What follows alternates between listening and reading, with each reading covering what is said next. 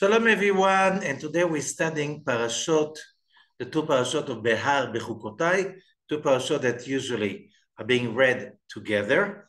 And by this, we're going to finish this coming Shabbat, the reading of the book of Leviticus. These two Parashot are really highly important, and let us try to understand what are the main topics of these two parashot. They start on the book of Leviticus, chapter 25, verse 1. And here it says, Vaidaber Adonai el Moshe behar Sinai lemor. And God speaks to Moses at the Mount Sinai, saying, and here is the law of the sabbatical to the land. And verse 3, Shesh shanim tizra sadecha, for 6 years you will plant in your field. Shesh shanim tizmo karamecha, 6 years you are harvesting your vineyard. Ve'asat etvota, and you collect the yield. Okay, however, and then it goes to verse 4, Uvashana shvit shabbat shabbaton yeh la'aretz. And on the 7th year, that's going to be sabbatical to the land. You do not plant, you do not harvest, nothing. It's going to be sabbatical to the land. And it goes on. I won't go into the details of the laws of the 7th year. And then it goes on because the 7th year is not just one cycle. Verse 8, chapter 25, וספרת לך 7 שבתות שנים, 7 שנים, 7 פעמים.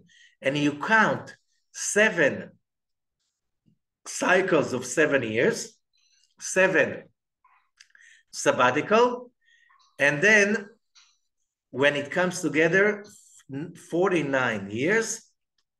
When it comes to the 50th year, this is the Jubilee. In Hebrew, Yovel. Vekidashtem, verse 10. And you should sanctify the 50th year, and you call freedom in the land to all its inhabitants. Yovel hitiyeh lachem v'shavtem ish el achuzato.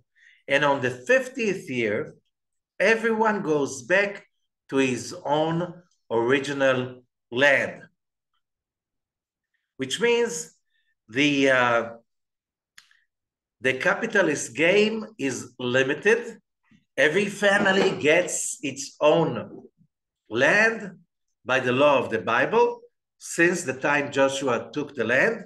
However, every 50th year, you got back your land.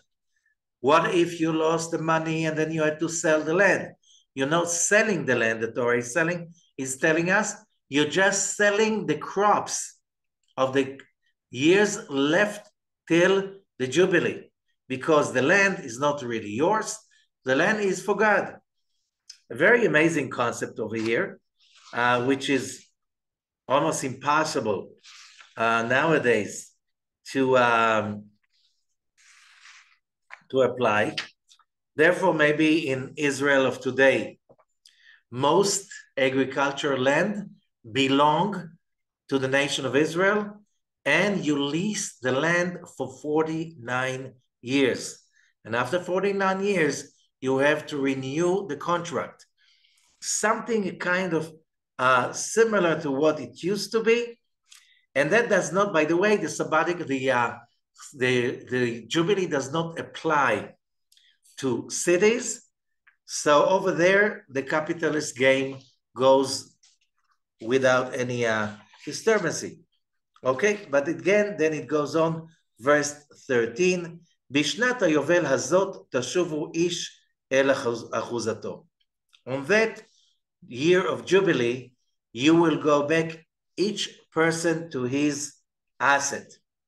Okay, that's, Parashat Behar is mostly about the laws of the sabbatical and the Jubilee. Okay, and soon we'll study what does it mean for us, how our journey, spiritual journey, is totally engulfed in these laws.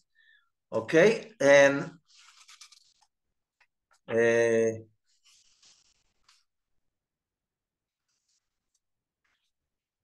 then Parashat BeHukotai, which is Leviticus chapter 26, verse 3. Im bechukotai telechu, if you go in my laws, vet mitzvotai tishmo, and you observe my mitzvot, and you do act upon them, okay, and then comes a list of many, many beautiful, beautiful blessings, and then it goes on till chapter 26, verse 15, but if you're going to despise my my laws, and if my constitutes, and you're not going to act upon my precepts, and you're going to break the covenant, I'll do the same to you. And here comes a list of terrible curses, and that's for the rest of the parasha. So there's a lot to study about in this parasha. Let us start with the beginning, and let us see how much can we cover. First of all, when we start with this parasha, and the name of the parasha is Behar. Lost your volume. Hello?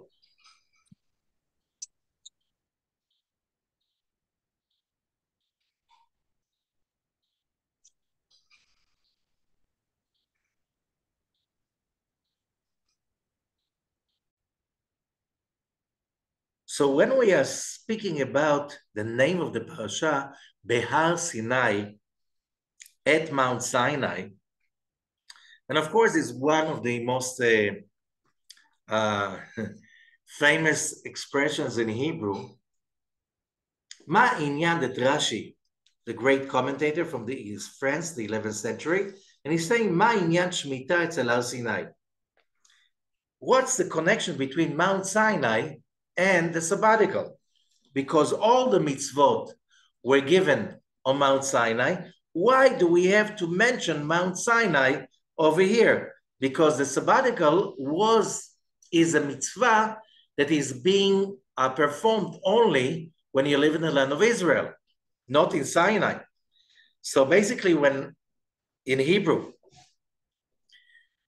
you talk about, like, I think the English expression is what apples to oranges. It's totally two different topics.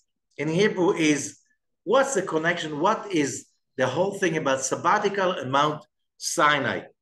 Okay, so this is why talking right now about mitzvot to be observed in Israel, and why mentioning that it's from Mount Sinai? And we have to understand that we have a very, very important concept over here. And the concept is that the concept of Mount Sinai. What's the concept of Mount Sinai? Behar BeHukotai are always being read during the counting of the Omer. And the counting of the Omer, we have a very similar idea. The Israelites left Egypt on Passover, full moon in the month of Aries, 15 of Nisan, and the day after, the 16th of Nisan, they're starting to count 7 weeks. When 7 weeks, okay, if you realize it's the same concept of 7 sabbaticals, and on the 50th day, after 49 complete days, 7 complete weeks, on the 50th day, Mount Sinai revelation. And what is Mount Sinai revelation?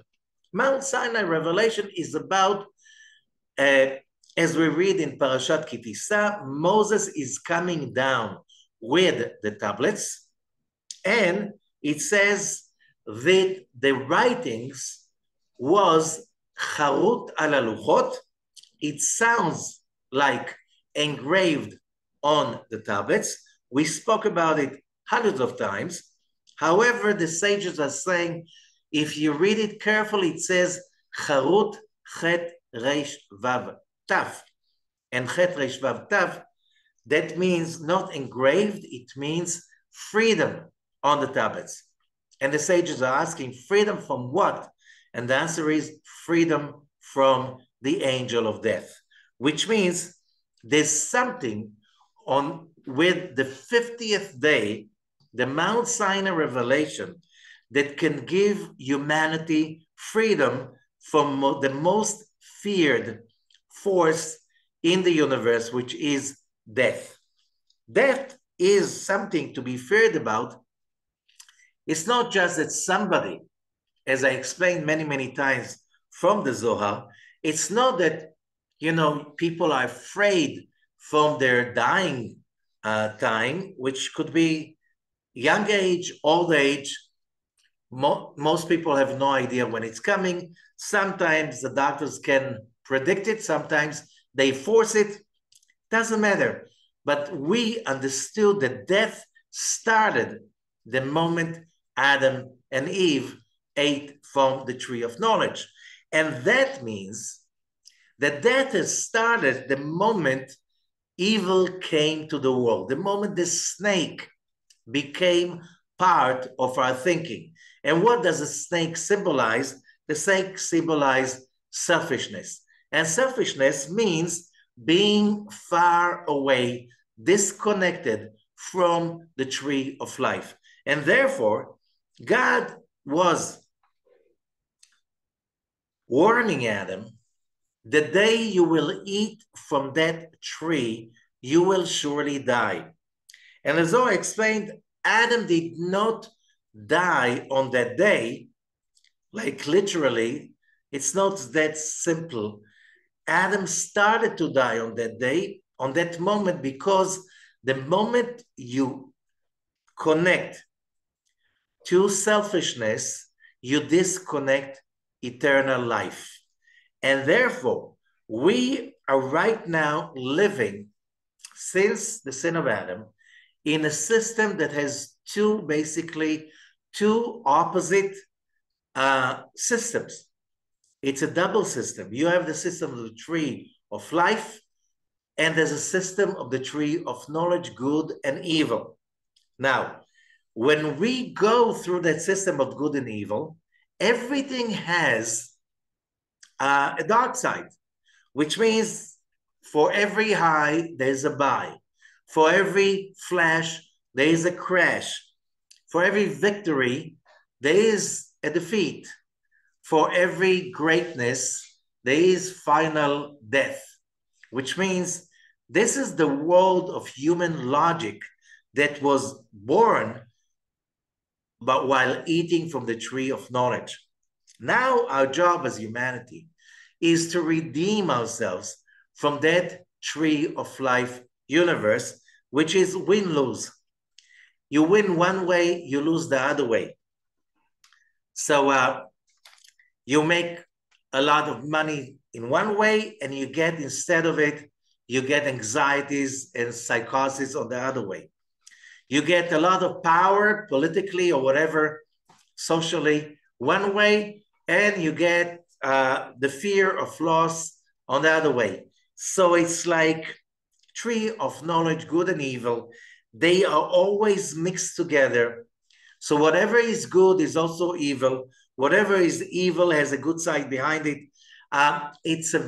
And we die on a daily basis every time the other side appears.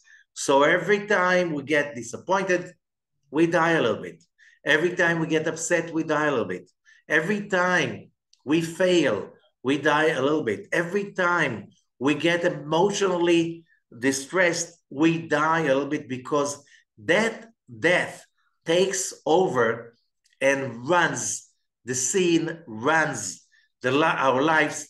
And when death runs everything we are death motivated, which means we are being run by a system of fears anxieties, hatred, fear of discomfort, fear of pain, fear of loss, fear of rejection.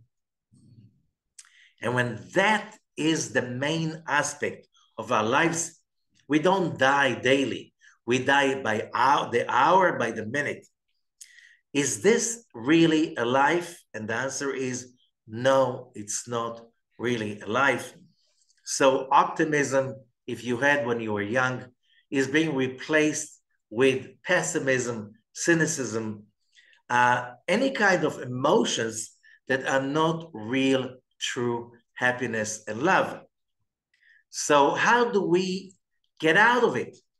So this is what Mount Sinai was about. It's about redeeming humanity from that ongoing slavery to negativity.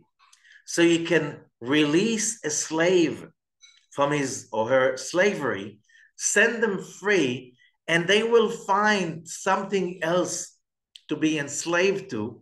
And that's the nature of humanity since the beginning of our history.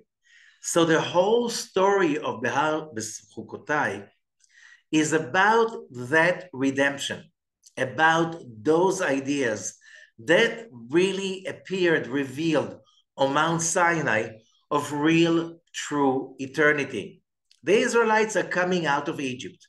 The idea of eternity was very, very powerful. The Egyptians, pharaohs, they worshipped that eternity.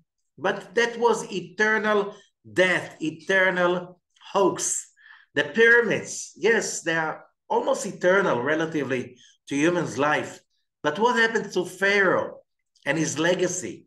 He's in the museum, okay? His bones were scattered in the desert. Or theirs, because there were a bunch of pharaohs. Their treasures have been basically stolen, robbed, and whatever was left is in the museums, and the pharaohs are dead memory, really dead. Nobody knows how ancient Egyptian sounded like. Nobody really can relate to ancient Egyptian. While the Israelites, we're still repeating the story again and again with the same language. Every year on the Passover night, every day during the prayers, the story is alive. But the question is, are we about keeping a memory, or are we about the redemption? And the true redemption means that things that used to kill us, they cannot kill us anymore. Things that used to disappoint us do not disappoint us anymore. Things that used to scare us are not scary anymore. We become bigger than life. And that's the message of Mount Sinai. And therefore, the word Behar at the mount is numerical value 207, which is or light, which means Mount Sinai revelation was not just an amazing audiovisual show.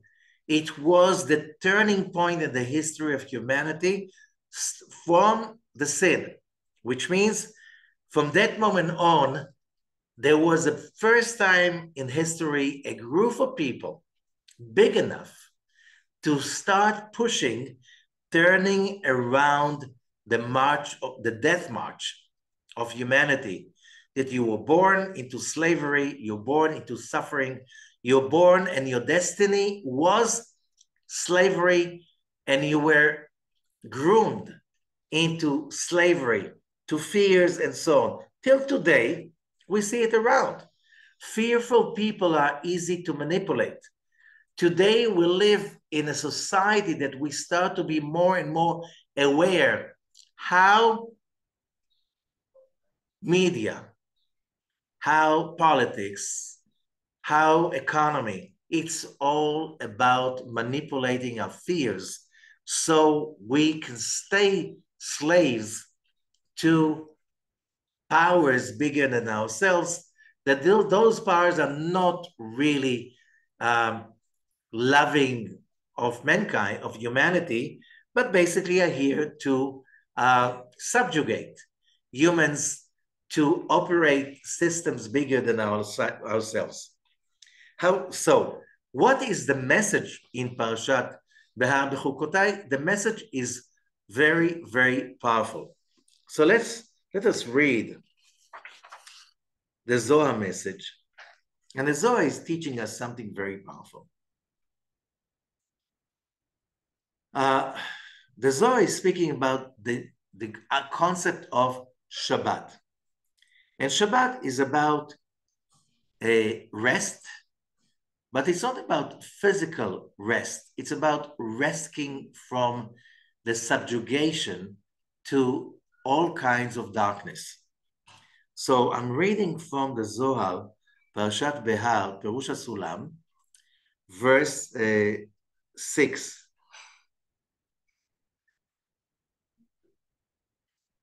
And here it says, Tu patach Rabbi Elazar. Rabbi Elazar opened and said also. And he's quoting from the book of Exodus, Parashat Mishpatim, Ki tikneh eved ivri sheshanim yavod. When you purchase a Hebrew slave, he will work for 6 years. On the 7th, he will be released for free. And here he speaks and he connects that to the 7th year.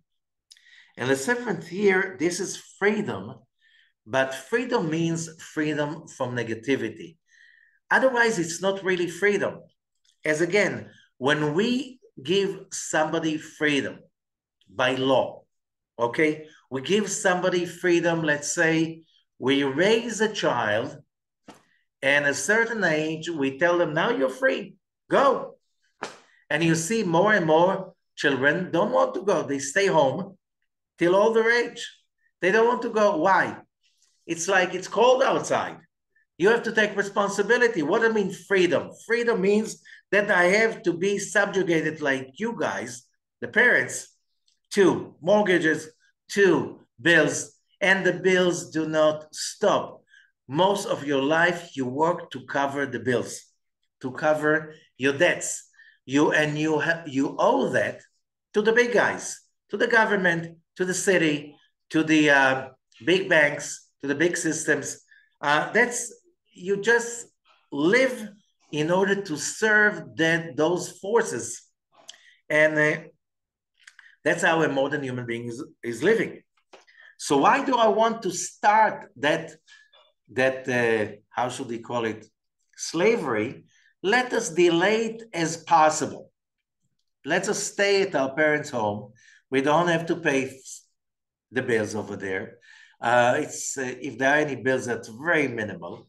Okay, let them carry the burden, and we'll get a few more years till we start to take the burden. So giving somebody freedom does that in the today's world and also in the ancient world. What do you mean freedom? Freedom to what? That now you're responsible to pay, to be subjugated to forces greater than you economically, politically? Is that the story of freedom?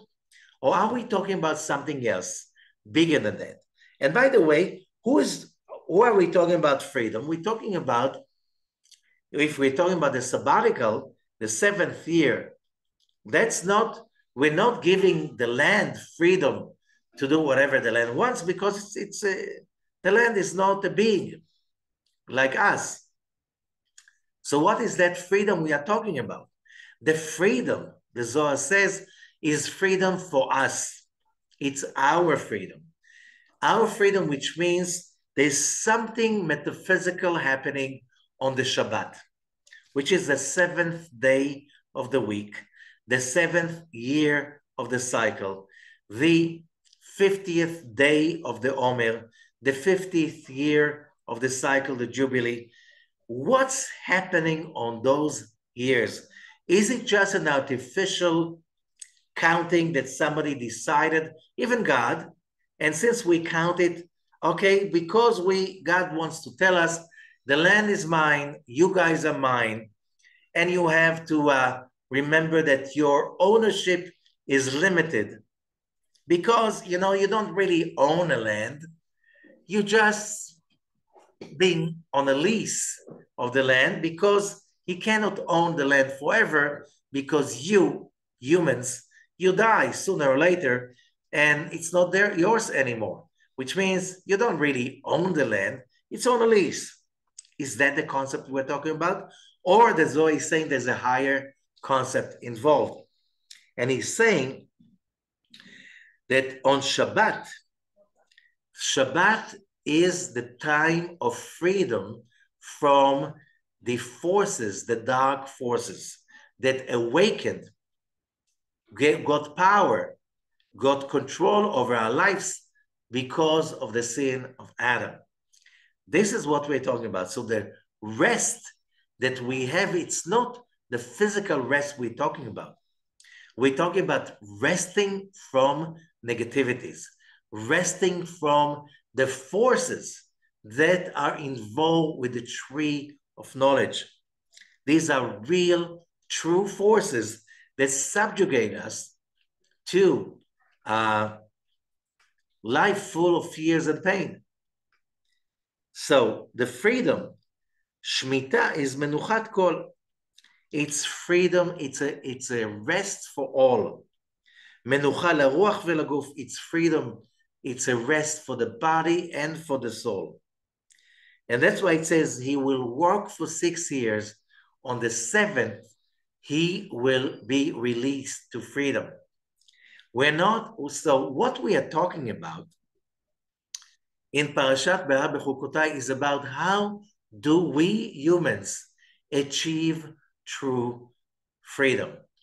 And true freedom is not that you have enough money so you can go on a vacation in a very luxurious resort. That's not freedom, because you can be very far away from home in a beautiful, beautiful place with amazing care and service, but you took yourself with you, with anxieties, with the fears, with the hatred, with the emotions we did not allow ourselves to let go of, that subjugate us and basically kill us softly, daily, hourly, and every minute. This is the concept we're talking about. So we continue. There's something magical in the counting of the Omer, in the celebration of the 50th day with the Shavuot, on the celebration of Shabbat, every year, okay? Not just the sabbatical, and the 7th year also. All of these coincide together into one concept. There's a special day or year that a human being can set himself free, at least for a given time, in order to be able to calibrate our soul so we can realize there is something that is called freedom. It is real. It is possible. I can taste it every week on Shabbat. I can taste it every 7th year on the Shemitah. I can taste it every Jubilee. I can taste it every Shavuot, the 50th day holiday after Passover, which is the day of Mount Sinai revelation. I can taste true freedom so I can realize what is my goal as a human being. Is just financial freedom enough? No. Everybody who's rich is mentally free? No. So we understand this is something much higher than that. So the Zohar continues, verse 7. Tachazi. Hey naicha hu deilai vetetai begin kach heila heitata naicha deilai naicha detatain heila 7 shanim 7 פעמים heitata 7 shanim bilchudayu da shmita veda yovla. Translation. Come and see. Hey, the letter Hey, and we spoke about it on Passover. The whole thing about Passover was to take control over the letter Hey. The letter Hey in Hebrew is also the number 5. And that was stolen into the idea of the Hamsa. Hamsa is the letter Hey. It's the protection from the angel of death. What can protect us from the angel of death? When we are connected to the holy presence of the Shekhinah. That is the divine presence of God in our level. Now, there are 2 levels of that. Here it says it's a divine rest of the above and below. And therefore, in the Tetragrammaton, there is the upper Hey, which is Bina, and there's a lower Hey, which is Malchut. The upper Hey is rest for the above. The lower Hey is rest for the lower ones. The upper Hey is 7 years, 7 times, which is after the 49th, the 50th gates, that's the upper Hey. And the lower Hey, that's just the 7th. So let us watch it how it's happening. When we're speaking about the Tetragrammaton, the holy name of God, is made of 4 letters. That's why tetra in Latin is 4. The name of 4 letters. And that name is basically kind of a pictogram of the structure of the tree of life. So the first letter is the Yud, and the Yud is connected to Sefirat Chochmah. And this is a very high level. That's where the light is without any limitation. Therefore, the Yud, which is also a number 10, just engulfs and contains all the light of the tree of life. All 10 Sefirot are contained in the Yud, which is the seed of all of them. When the light expands from the Yud down to the letter Hey, this is the upper Hey. This is Bina. Bina is also that level that all the light is not just available, it's also feeding and nourishing all of what life is about. Below Bina, below the Hey, the upper Hey, we have the Vav. And the Vav is 6. These are the 6 points of the Star of David, which symbolize the protection shield of the tree of life that we won't be burned by the light of Bina, because the light of Bina is very, very intense. We can be destroyed by that. Of course, we can go around. We can go around the 6 points of the star, or the filter, which is called Zeir Anpin, and connect directly to Bina.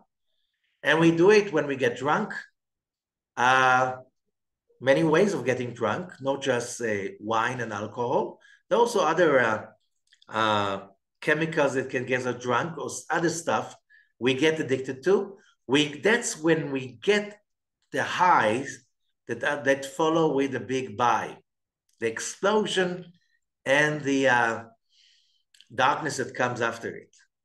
So the Vav is the protection shield, so we don't burn ourselves down. And there's also the lower Hey, Malchut, which is also the symbol of protection and the Shekhinah, the divine presence. So let us explain again. How do we connect to the divine Hey? And there are 2 divine Heys, the lower one and the higher one. The lower one is always also remembered as number 7, because the Vav is 6, as we said, and so the lower Hey is the 7th. Bat Sheva. Bat Sheva, the daughter of Sheva, of 7. The completion of the 7.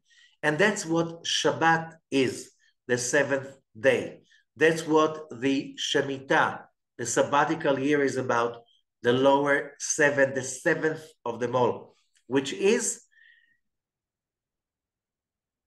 like God planted in this universe that number 7, that when we arrive to that kind of protected zone that is protected from evil and darkness and negativities, so we can get the taste of really true freedom. So that's the 7th day, Shabbat. That's also the 7th year. Slaves would go free on that year. What really is the freedom is connecting to that creation of God, of that tree of life system that is the lower hay, that is available, as we said, on Shabbat and on the 7th, which is the 7th day every week, and on the sabbatical. Okay? And now Rabbi Ashlag explains more. פירוש, המוחין דהרת חוכמה מביאים מנוחה. When a human being is connected to true enlightenment, that is reaching down from Chokhmah, the Yud, in the tree of life, when we really connect to those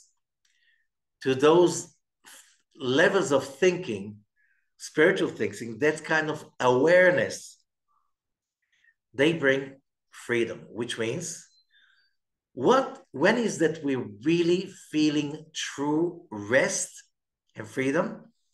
When we have true, real enlightenment, true, real awareness, that flow of spiritual light can wean us from our fears and our anxieties. That's the only thing that can do that.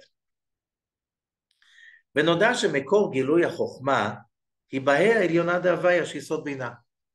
So, where is this coming from? It is coming from, to our level, from the upper hay, which is Bina. Okay?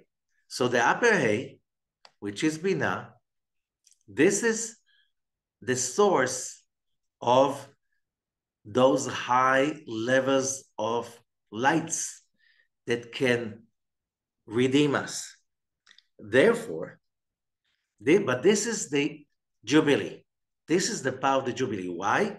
If we are talking about the Vav and the Hey, the Vav is 7, the Hey is 1 together. The Vav is 6, I'm sorry. The Hey is 1 together, it's 7. 7, these are the lower 7. And the lower 7, when we are basically reach completion, that's the number 7 in our realm. And that's a Shabbat. Now, the Shabbat is receiving its light from Bina. And to reach Bina, either on Shabbat or on Shavuot or the Jubilee, it's all the same concept. The concept is connecting to true rest through the enlightenment of that connection.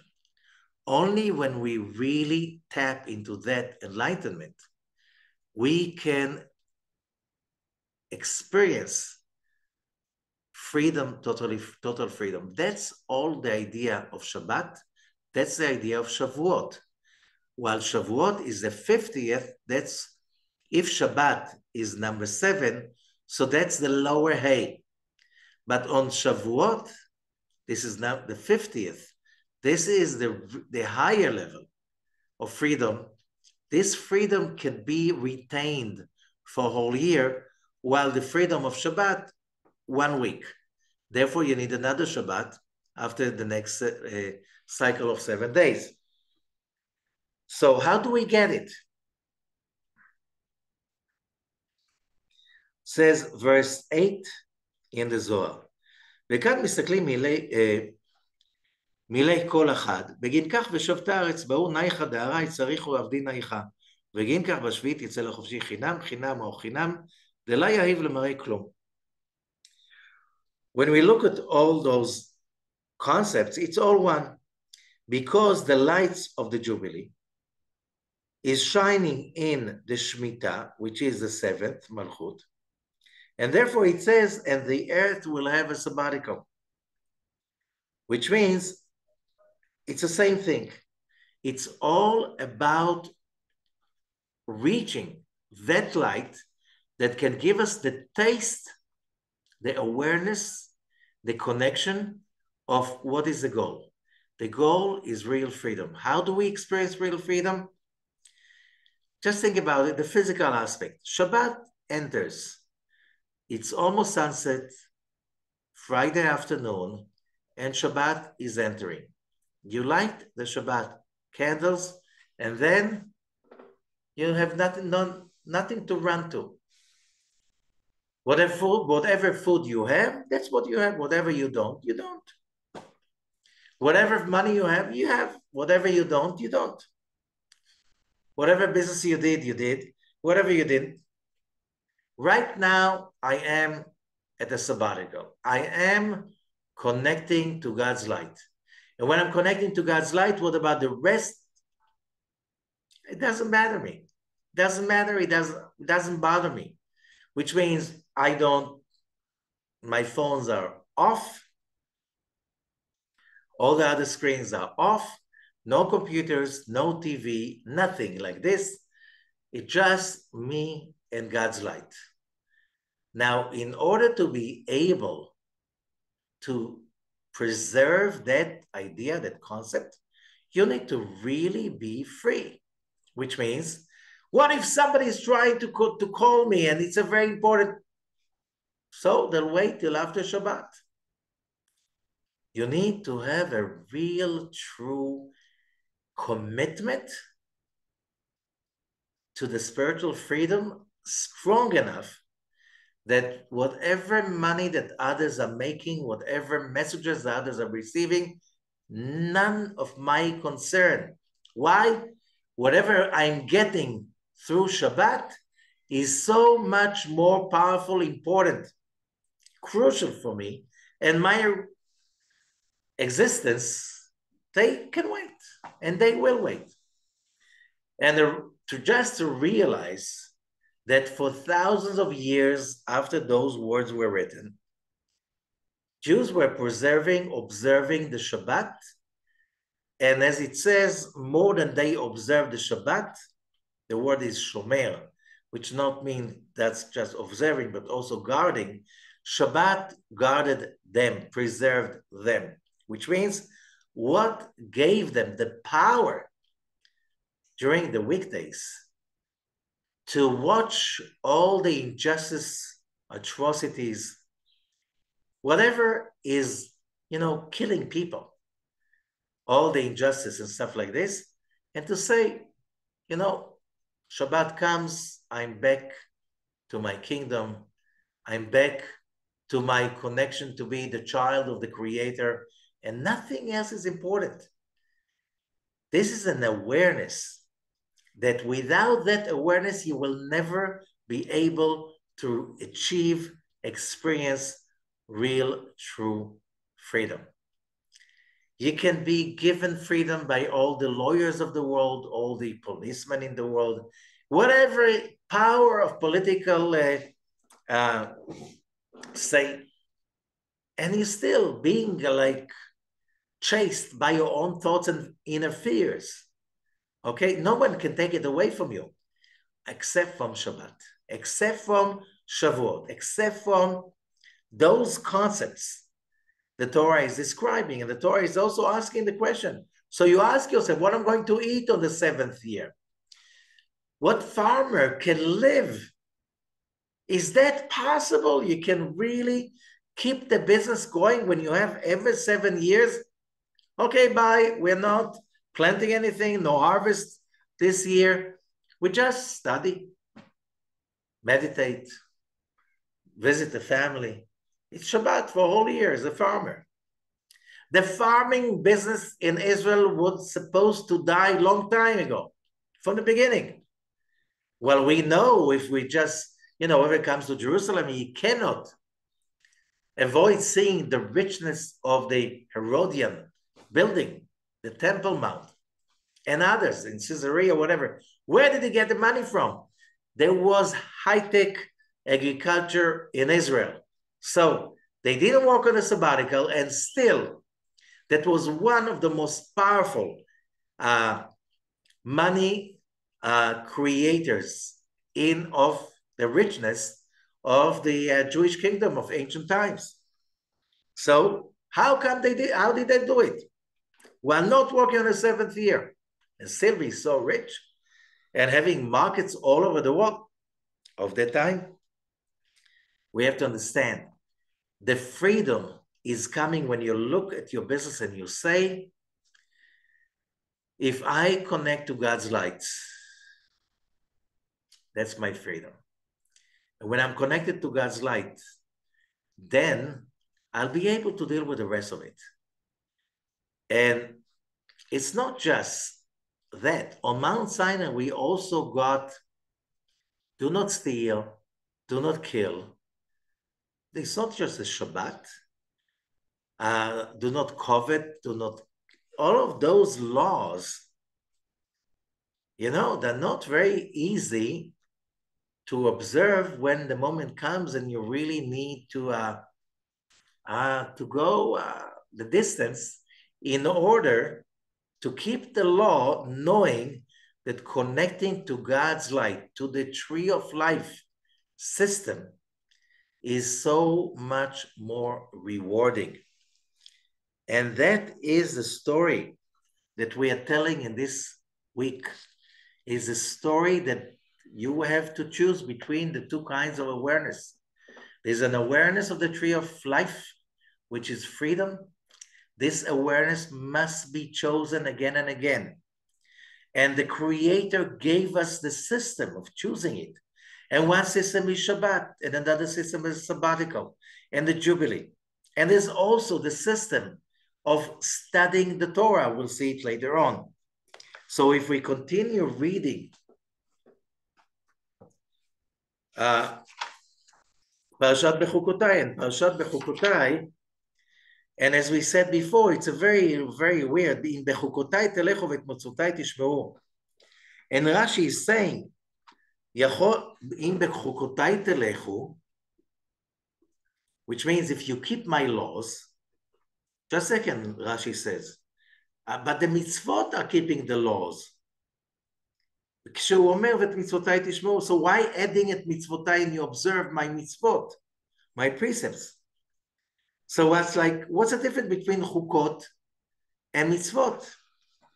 And we learn from Rabbi Ashlag that really opens up the secret of this interpretation. What really happens over there is that when God has created the world was created with very precise rules. And the rules are that there are two systems, the tree of life, and there's a tree of knowledge, good and evil. And in order for us to really find our calling, we are finishing the book of Leviticus, Vayikra. And we spoke about it. The whole book was about finding our calling. Yes, you're free to do what? What should I do with my freedom? Should I be a lawyer? Should I become a gardener? What should I become? And people, it takes them a lifetime to find the calling, but the calling is very simple. Since you are bar mitzvah or bat mitzvah, the calling is freedom from death. And freedom from death, that means to reach that place that we transform our selfishness, our desire to receive for ourselves alone, as Rabbi Ashlag describes it, which is total egotism, which means it totally separates us from God's life, God's light, from God's life system, which is the tree of life, God's network. And what are the basically constitution, the rules of the universe is that we as human beings, we must have a commitment. That's the yoke we take upon ourselves, connecting to the message of Mount Sinai, the message of the whole counting of the Omer. It's the commitment. I cannot be egotistic. I must transform my egotistic desires and transform them into desire to receive for the sake of sharing. You want to be rich. Make sure that other people gain service, something out of it. You want your life to be better. Make sure that others' life are getting better too on the way. You cannot make yourself better while hurting other people. You cannot getting your life better while you're staying selfish without the daily fighting against any negativity, any selfish mood and desires. And the Zohar goes, we go back to the Zohar BeHar, verse 9. But this is a secret, and we learned. When the Israelites say, we remember the fish we ate in Egypt for free. For free? They were slaves. You know what does it mean to be a slave? You are underpaid, correct? So you worked for fortune and you got what? Fish. You're kidding? You're kidding? That's for free? No.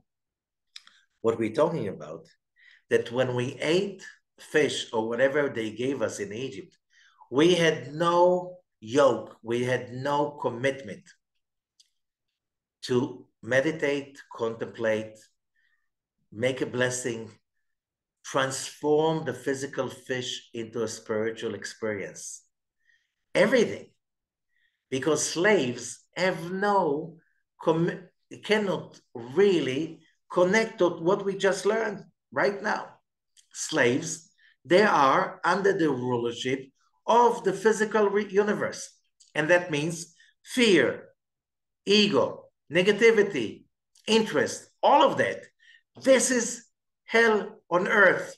You don't have to die in order to experience hell. Just the hopelessness that it's all about interest, about ego, about negativity. It's all about the power of the strong ones over the weak ones. And if it happens to be that you're stronger, then you can take as much as you want. That's the idea that was behind communism and Nazism, all of those ideas of human ideas.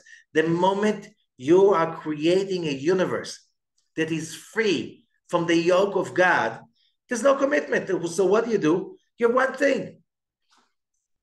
I'm committed to my desires. What are desires?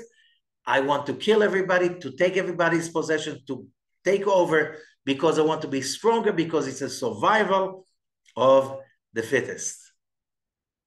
And that means you become the greatest victim of your own egotism. And that means that finally, sooner or later, it kills you. What happens to the Roman Empire that worshipped the physical, sexual desires, monetary desires? Basically, they gave it only to the rich. The others, they were just property, serfs. What happened to the great empire of Rome? It fell apart.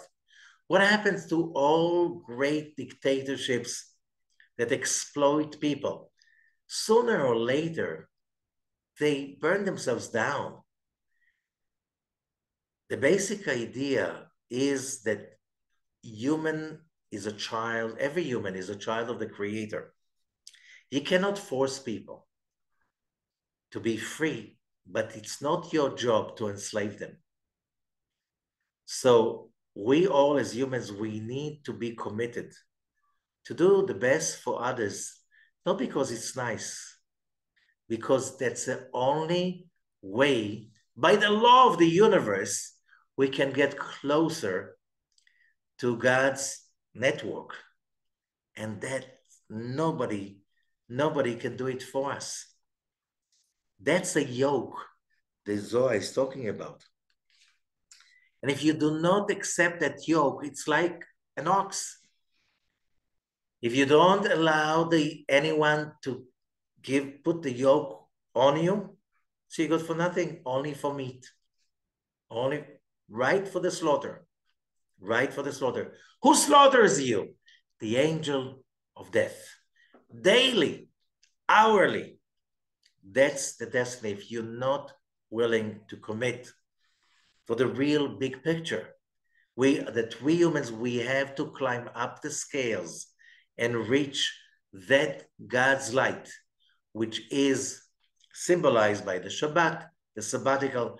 There are things we are committed to, they're stronger than us, and we have to make that sabbatical, which means once in a while to learn when the fear takes over, when greed takes over, when all the other really primitive desires that we have inside take over, to let go of them. Shemitah, the seventh year, means to let go.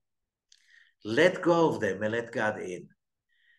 If we have that commitment, we can achieve real freedom. Okay?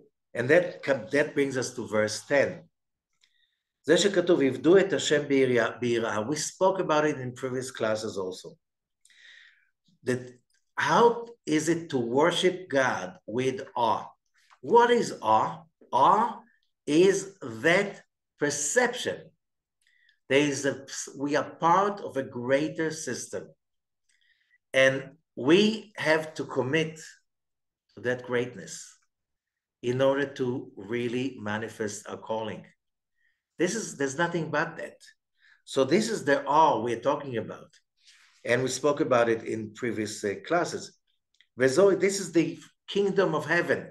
The kingdom of heaven is realizing that I am part, like all other humans, of one big system that has a commitment. And as long as we do not observe that commitment, then we read BeHukotai. If you do not follow those laws, how do we follow the laws? So there are the mitzvot. Love others as you love yourself. Wherever you are, try to make justice appear. Be committed to that. Be part of a society that is committed to justice, that is committed to honesty, that is committed to integrity, not because it is nice, just because by subjugating ourselves to the awe of God, we little by little transforming our egotistic body into serving the Creator and the creation. And when we do that, by the law of affinity, we start to tap into the tree of life system. Okay?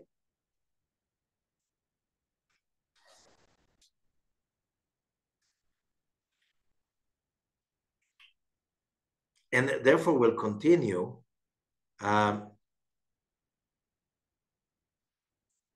So the 7 weeks, says the Zohar, I'm just skipping right now to Zohar BeHar, verse 17, verse 16.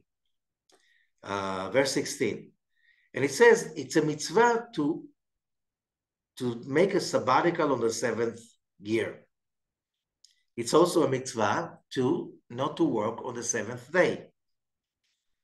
And it's also, the sabbatical is also the time that you let go of your debts, which means somebody owes you money on the 7th year. Although that's today's economy, this is for the last 1,000 of years, 2,000 years, the economy cannot work without, these kind of loans, and it's much more complicated. I don't want to go into it. Now, the secret of those sevenths are from the side of the Shekhinah, the divine presence. When it is the divine presence, when we allow God's presence to dwell in our environment. How? By our behavior, by our commitment. Okay, and that we come to verse 17. Those 7 weeks, 7 intervals of 7, they are connected to the 7 names. Which are the 7 names? So the Zohar is telling us that the 7 names of what is called the name of 42 letters, known also as the prayer of the Ana Bekoach. Okay? It's the first 2 words, Ana Bekoach, of the prayer. And this is a prayer. The words of the prayer were written some 2,000 years ago. However, the prayer is a code. It's a code for basically the acrostic of the words of the prayer. That's the original code that is from the beginning of the creation. So the code goes by 7 sequences of 6 letters each. How do we find 7 times 7 over here? There is the Aleph, Bet, Gimel, Yud, Tav, Tzadik, that's a 6. The 7th is a sequence of all 6 together. Okay, same thing on the 2nd week. By the way, whoever does the meditation of the counting of the Omer, that's exactly how it works. On the 1st week, the 1st day, we bring light through the Aleph. On the 2nd day of the 1st week, we bring light through the Bet. And then through the Gimel, the Yud, the Taf, and Tzadik. On the 7th day of the counting of the Omer, now we bring the light of all 6 together. And then it repeats itself on the 2nd week, the 3rd, the 4th, the 5th, the 6th, and the 7th. This is called the name of 42 letters.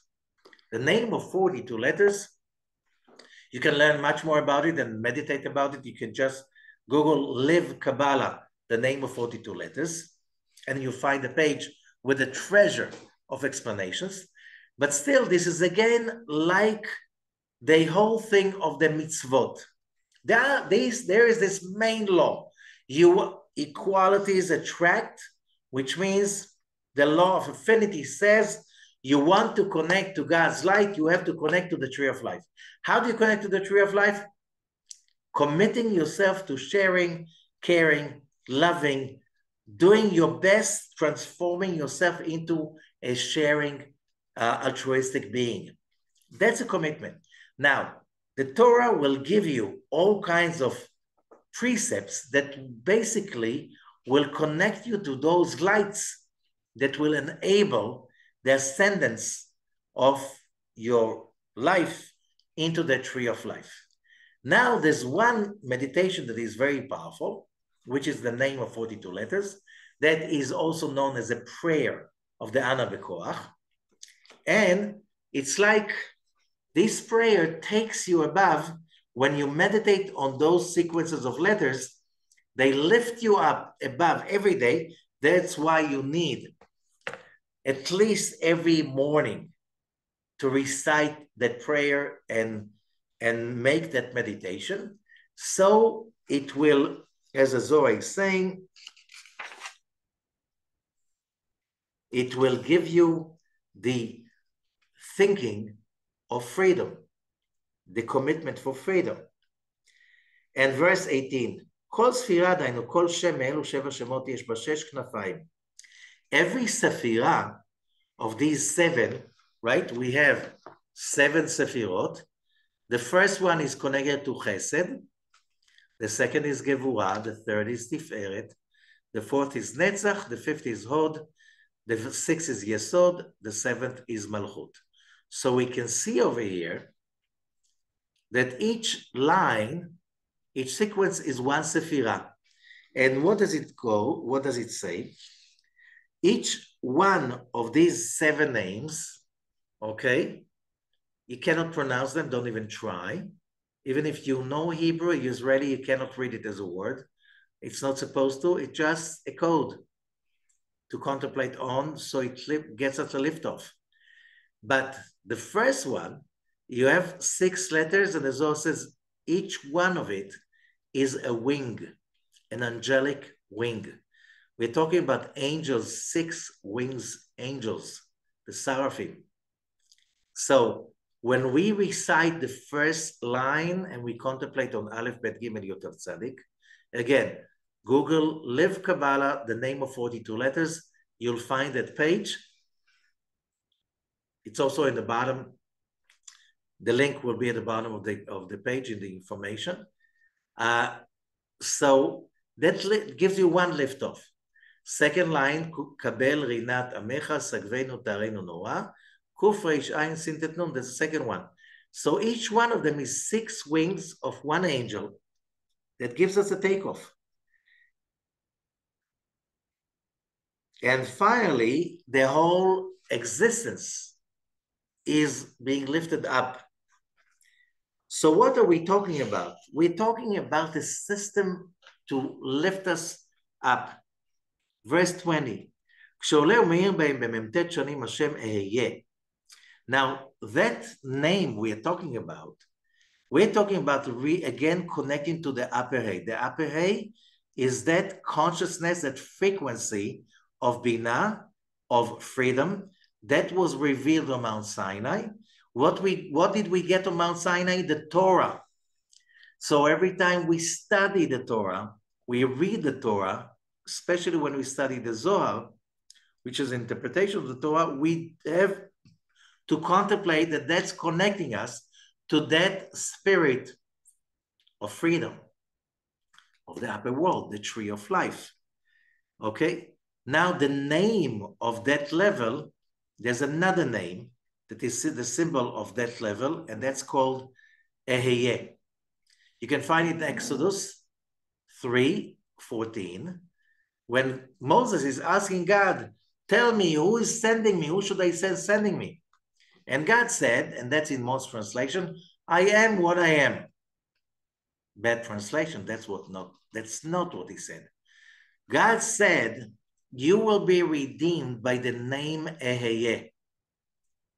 And the name Eheyeh is the name that connects us to that level of freedom. Okay?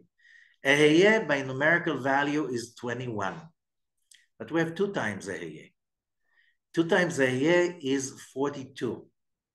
42 is again the magical number of the Ana Bekoach, of the name of freedom.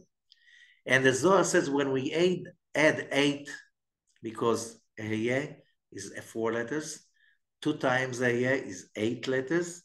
When you add to the numerical value also the number of the letters, you get 42 plus 8, that gives you 50. Which means all the consciousness of these weeks till Shavuot, Mount Sinai revelation, and also every day of our life should be around attaining that kind of frequency, awareness, awe, commitment. We're here to commit, to connect to those lights of freedom that God is sending to us all the time. We just have to commit for it. The rest will happen by itself. Thank you so much, and have a great week. And let us all rejoice with the freedom of this coming Shavuot.